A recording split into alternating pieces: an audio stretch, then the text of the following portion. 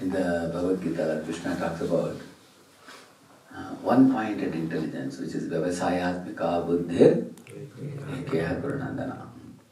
Bhahushakari Anantascha Buddhiyo Avyavasayina. So Avyavasaya Buddhi, it tries one thing and drops it, and tries a second one and drops that, and tries a third one and drops it, and ultimately achieving nothing, and only the colossal waste of time.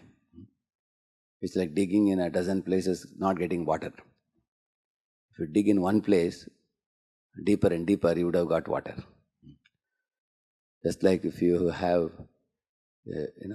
hundreds of diffused sun rays, which are focused on paper using a magnifying glass or lens, then that focused diffused rays, they are able to burn a paper or cotton, which is like one-pointed. So, in the Bhagavad Gita, this is a very important talk. Chanishchayena yoktavyo yogo anirvinna chetasa sankalpa prabhavan kamam sarvan tyaktva asheshatah manasaivendriya gramam viniyamya sammantata. He says that the energies and the abilities of the mind, the senses and intelligence, everything should be grouped and focused in a unidirection. Then one can attain samadhi. He says, for example, each of our senses have certain abilities. Eyes have ability to see, ears have ability to hear, mouth has ability to speak, nose to smell, and hands and legs have their respective abilities. Many things they can do. But devotional service means we focus all our senses in one direction. With eyes we see the deity form, which is our object of samadhi. With the ears we hear kirtan. It is about the deity, about whom we are seeing. The nose may smell the incense, the scent offered to the Lord, which is also offered to the same person. And with the mouth, while we are eating the remnants of the food, it's whose remnants? It's Krishna's remnants. And with the hands, we are beating mridanga, or we are playing kartal, or we are playing harmonium, or we are just clapping the hands, or we are raising the hands. All are done for that deity only. With the legs, we go to the temple, or we jump up and down in the kirtan. So you will see that in this way, all the senses are grouped around the deity or the form of the Lord. Each of the senses carry a capability and energy also. So these energies and capabilities are engaged in one activity. Similarly, the mind also, the mind is always absorbed with so many previous experiences and past worries and future anxieties and multiple likes and dislikes in the present moment. And these are all like vrittis, which are like ripples in a pond. If you take a stone and throw it, some ripples arise. If you take a big boulder and throw, huge waves arise, isn't it? So in this way, depending on the intensity of the different objects you focus in this world, different size of ripples or waves or tides are raised in your mind. So some of them are raised by the throwing of the stone. Some of them, like bubbles, they come from the bottom. Sometimes some air bubbles come to the top and they explode, isn't it? Which means some are coming from your previous thoughts and they come out to the surface of the mind and they disturb the mind. Some of them are coming by additional thoughts taken from outside and put into the mind. In either case, the lake of the mind, which is supposed to be serene, becomes, when it is disturbed, can you see the moon in the sky? Can you see it in the water? It's all disturbed. In a disturbed water, you cannot see the full moon. But sometimes if there is no wind flowing over the water, it's a plain, like a glass, like a mirror you see. It's like a mirror. Then the full moon is exactly seen. So the full moon is like the deity form of Lord Radheshyamdas. So the Lord's beauty is seen in the chitta, which is undisturbed chitta. But if it is disturbed by Shita, Ushna, Sukha, Dukkha, Mana, Paman, Jai, Parajai, Labh, Alabh, this kind of dualities, then it becomes agitated. So therefore he's saying mind also, instead of letting the mind wander in all these different directions, what are the abilities of the mind? The mind has the ability to like and dislike, and the mind also has the ability to absorb itself in previous experiences. It brings a previous experience and dwells on it. Similarly, through the senses, the mind is observing the world and then munches on each of the inputs given by the senses. These are all abilities of the mind. So, and the mind also, has concerns about the future, isn't it? Worries about the future. So, how can we translate all these things into a unidirectional way in relation to Krishna? We can worry that in the past I have not been a serious devotee.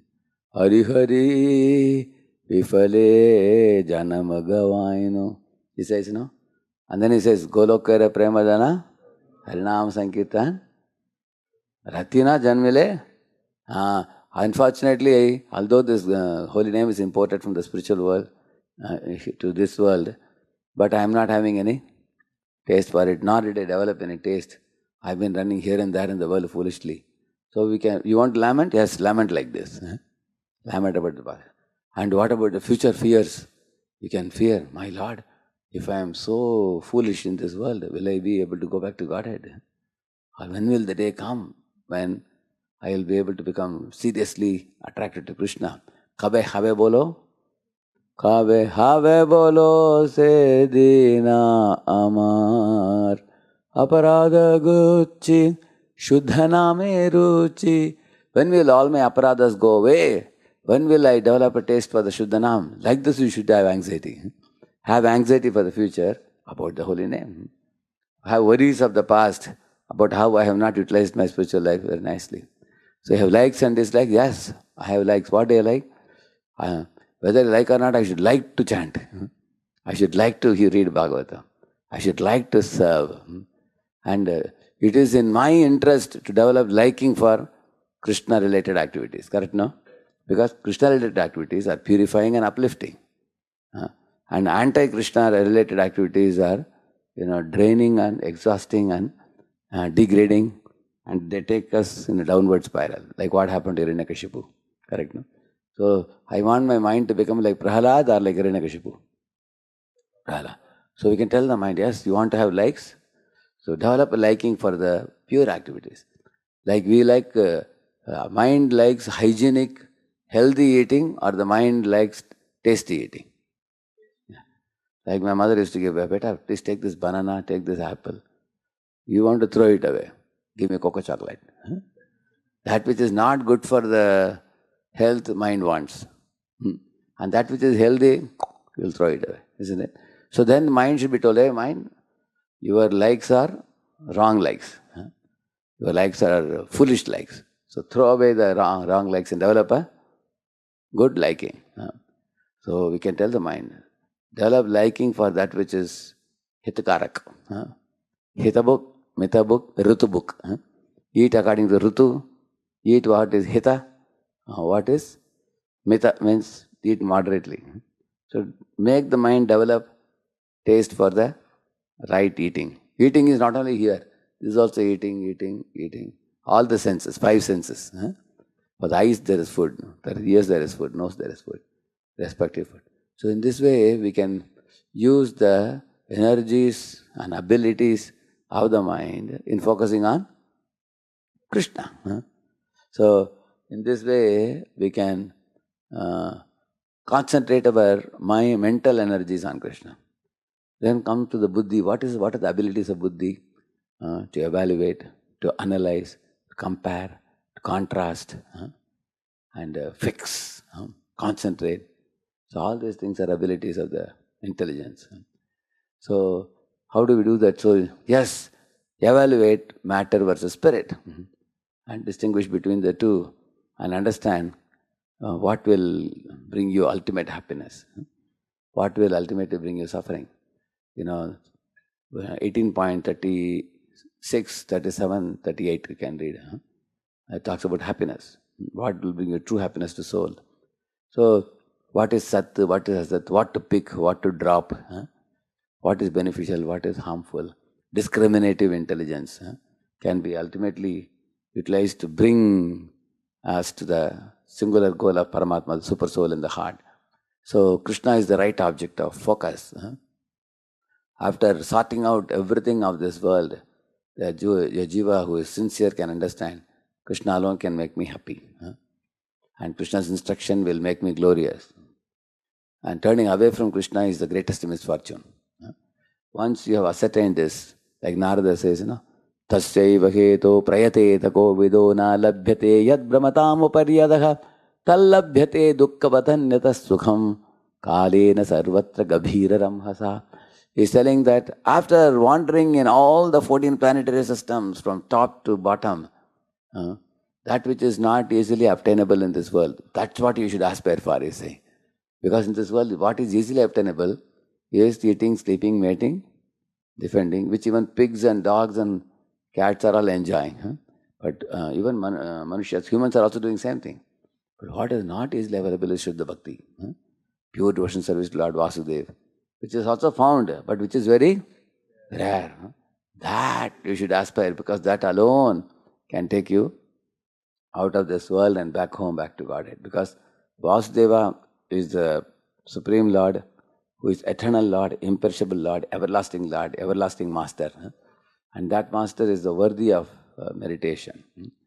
Vasudeva para Veda, Vasudeva para Makaha, Vasudeva para Yoga, Vasudeva para Kriyaha, Vasudeva param Jnanam, Vasudeva param Tapaha, Vasudeva paro Dharmo, Vasudeva para Gatihi. These 8 things are said. All these things are focused on Lord Vasudeva. So, after studying all the Vedas, come to the lotus feet of Vasudeva. After performing all the yajnas, know that the yajna Purush is Lord Vasudeva. And after going to join a yoga studio institute, understand the goal is not to have just health with yoga for sense gratification. The goal of yoga is Vishnumurti form in the heart. In the same manner, Brahman, Kshatriya, Vaishya, Shudra should do their kriyas, their respective activities, and offer the fruits to Samsiddhir Haridoshanam, which should be offered to Lord Vasudeva. And the purpose of all cultivating knowledge, jnanam, is what? Ultimately Vasudeva Bahunam Janmanamante Jnanavan Mamam Prapadyate, to surrender to Lord Vasudeva. And then the purpose of all tapasya, the austerities you perform is tapo divyam putraka yena sattam shuddhyate asmat brahma sokyam tu ananta. That tapasya should be done. Draw the tapasya for whom? Vasudeva. Om Namo Bhagavate Vasudevaya, I say. Vasudeva Param Tapa. And among there are many dharmas. There is Matru Dharma, Pitru Dharma, Atiti Dharma, Jati Dharma, Varna Dharma, Ashrama Dharma, Kula Dharma, different dharmas. But the ultimate dharma is Vasudeva Paro Dharma, he is saying. The ultimate dharma is to surrender to Lord Vasudeva. Sarva Dharman Mamekam. So Krishna is surrendered to Lord Vasudeva. And after doing all these things, focusing on Lord Vasudeva with our intelligence, senses and mind, what is our ultimate gati? Vasudeva para gatihi, he is saying. He is to be attained as he is our eternal master, I am his eternal servant. So when intelligence is convinced about this truth, then it can become one-pointed in hearing the holy name. And it comes to a state of rest.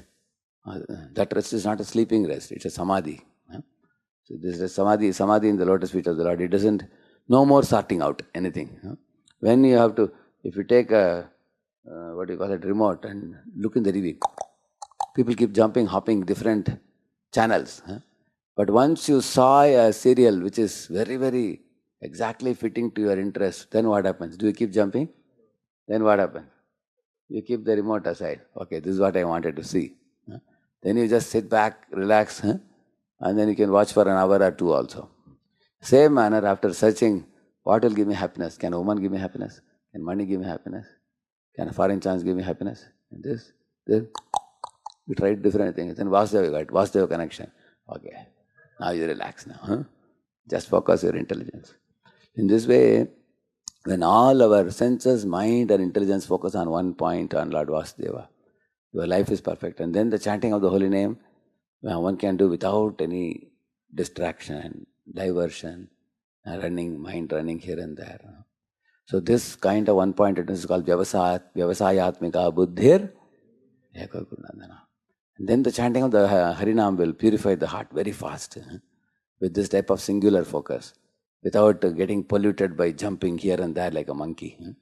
The lack of focus causes disturbance and no good work is done by that. But when we withdraw from the varieties of distractions and focus it on hearing the sound of the holy name, at the moment we don't have so much thorough knowledge about Lord Vasudeva and his qualities and activities. So we cannot meditate on that so much. But we can meditate on hearing the sound vibration of the holy name attentively. And that is why for dharana, for the mind to hold on, we need something to hold on. Correct? Now, when you hold on in the hand something, same manner the mantra is given. When you have the mantra, which is the purest thing in the creation, when you take that mantra and hold it by hearing it attentively with concentration, that itself purifies to such a degree that the Lord Vasudeva's qualities, activities will be manifested by that kind of repeated chanting. Harinam Prabhu ki